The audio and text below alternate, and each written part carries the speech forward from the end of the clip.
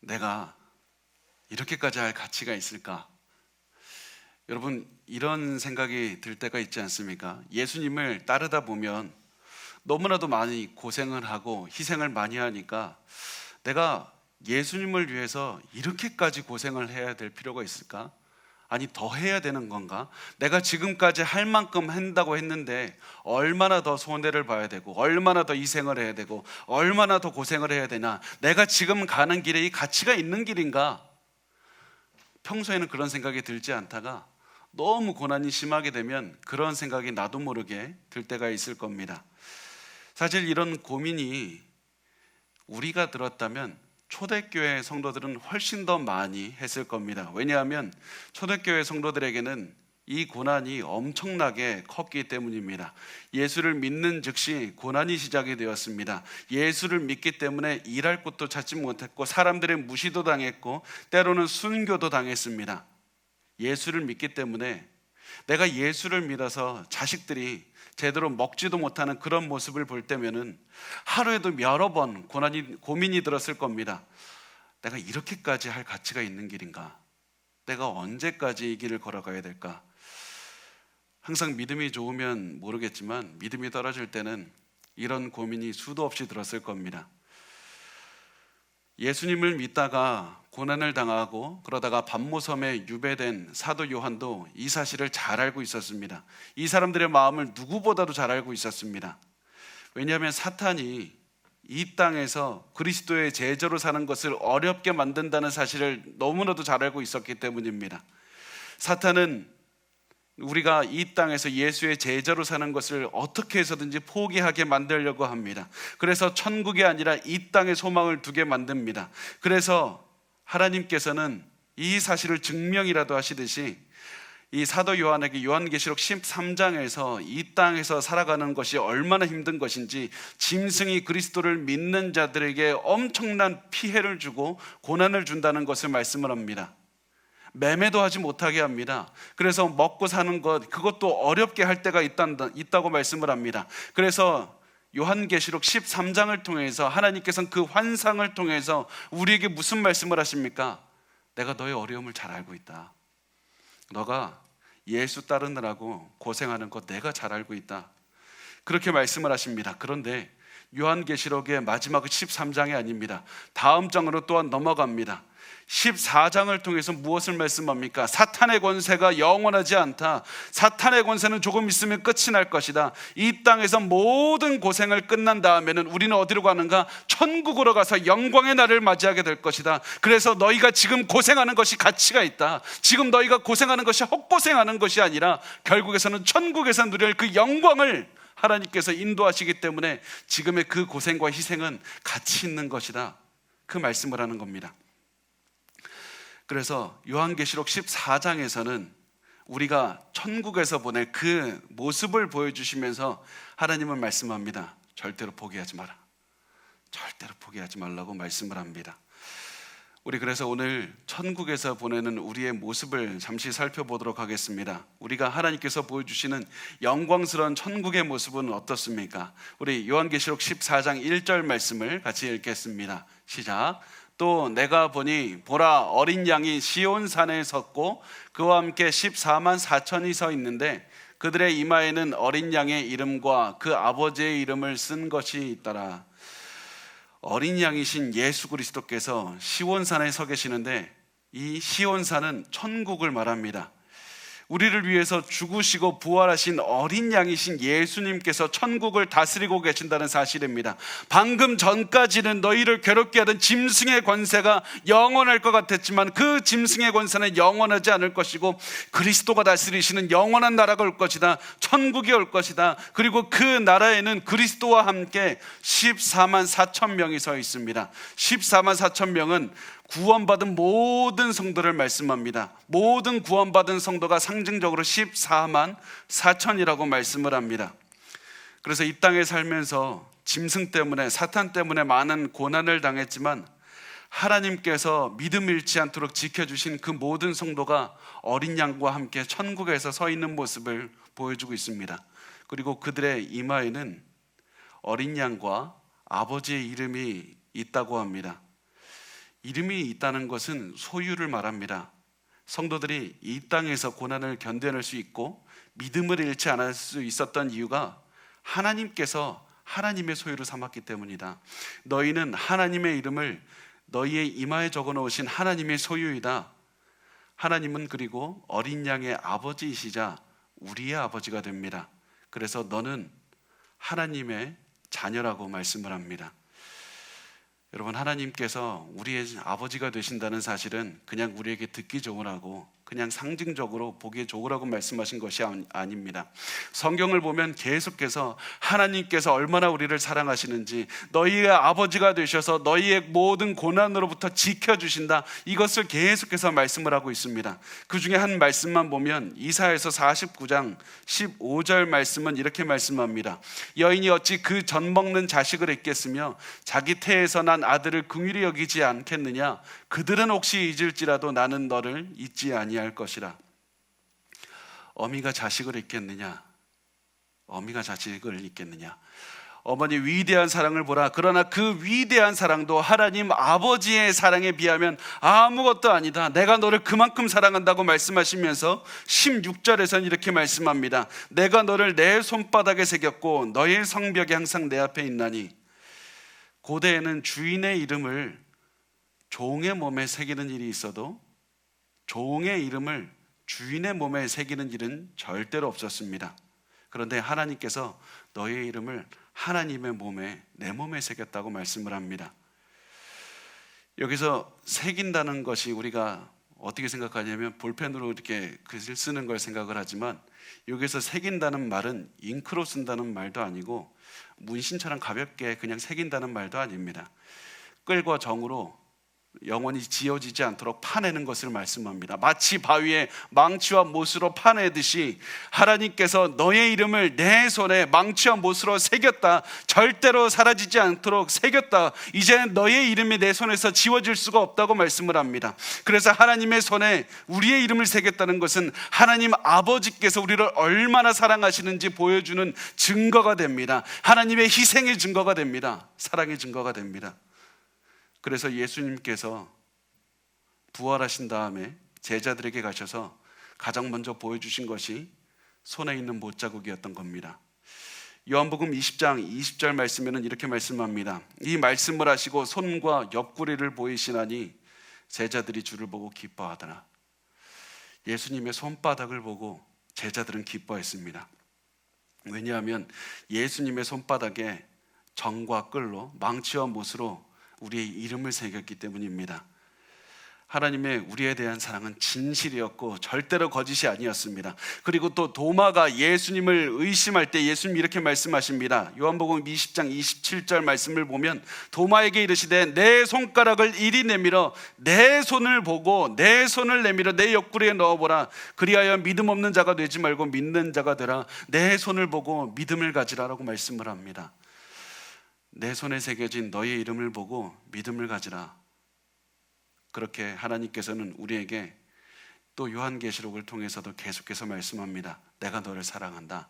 내가 너의 아버지가 된다. 계속해서 너를 사랑한다고 말씀하시면서 예수께서는 우리에게 손에 못자국을 보여주시는 겁니다. 그렇게 우리를 사랑하신 하나님께서는 하나님 아버지의 이름을 우리 이마에 써주셨습니다. 너는 나의 소유니까, 내가 사랑한 나의 소유니까, 넌 내 자식이니까 두려워하지 말라고 말씀을 합니다. 이렇게 하나님의 사랑의 상징을 보면서 가슴 벅차하는 사도 요한에게 한 가지 음성이 들리기 시작하는데, 그 음성은 하늘에서부터 나는 소리였습니다. 요한계시록 14장 2절 말씀 우리 같이 읽겠습니다. 시작. 내가 하늘에서 나는 소리를 들으니 많은 물소리와도 같고 큰 우레소리와도 같은데 내가 들은 소리는 검은 고 타는 자들이 그 검은 고를 타는 것 같더라. 14만 4천이 노래를 부르는 소리가 들립니다. 그런데 이 노래소리가 마치 거대한 폭포가 엄청나게 쏟아지는 소리 같았고 귀를 찢는 듯한 천둥소리가 들렸습니다. 구원받은 성도들이 천국에 가서는 이렇게 담대하고 우렁차게 외치고 있었던 겁니다. 이들은 이 땅에서 살 때는 너무나도 소수였고 항상 피해를 받으면서 살았고, 항상 억압을 받고 고통을 당했지만 천국에 가니까 이 어린 양 옆에 선 그들은 두려워하지 않게 됩니다. 승리의 함성을 담대하게 외치게 됩니다. 그래서 천국에서 이 성도들은 승리의 함성을 외치면서 검은고를 타고 있다고 하는데, 검은고를 탄다는 말은 구원을 체험하는 성도들이 보이는 모습입니다. 항상 구약에서 검은고를 타는 이유가 무엇이냐면, 하나님의 큰 구원을 체험한 다음에 그 구원을 체험한 사람들이 하나님을 찬양할 때 검은고를 타게 됩니다. 그래서 이들이 천국에 가서 평생 하나님께서 나를 구원해 주셨다, 내가 엄청나게 어려운 상황에서 내 인생이 이렇게 구원을 받은 천국에서의 살게 됐다고 기뻐하며 함성을 부르면서 살게 되는 겁니다. 우리 요한계시록 14장 3절 말씀 우리 같이 읽겠습니다. 시작. 그들이 보좌 앞과 내 생물과 장로들 앞에서 새 노래를 부르니 땅에서 속량함을 받은 14만 4천 밖에는 능히 이 노래를 배울 자가 없더라. 자, 하나님의 구원을 받은 자들만이 새 노래를 배울 수 있다고 말씀합니다. 새 노래가 언제 나오냐면, 성경에서는 동일하게 아까 검은고를 타는 것과 동일하게 큰 구원을 체험한 자들만이 새 노래를 부른다고 합니다. 우리 시편 40편 1절에서 3절 우리 같이 읽어보겠습니다. 시작. 내가 여호와를 기다리고 기다렸나니 귀를 기울이사 나의 부르짖음을 들으셨도다. 나를 기가 막힐 웅덩이와 수렁에서 끌어올리시고 내 발을 반석 위에 두사 내 걸음을 견고하게 하셨도다. 새 노래 곧 우리 하나님께 올릴 찬송을 내 입에 두셨으니 나는 사람이 보고 두려워하여 여호와를 의지하리로다. 새 노래는 구원받은 자가 구원을 주신 하나님께 부르는 노래입니다. 새 노래는 이 땅에서 엄청난 고난을 받은 사람들이 천국에 가서 나를 구원하신 주는 하나님이라면서 부르는 노래가 바로 새 노래입니다. 이 땅에서는 고난을 받지만 천국에서는 우리를 구원하신 하나님께 우리는 다 같이 모여서 새 노래를 부를 겁니다. 그래서 이 말씀, 오늘 말씀의 결론은 14장 4절에서 5절 말씀 이렇게 말씀합니다. 우리 같이 읽겠습니다. 시작.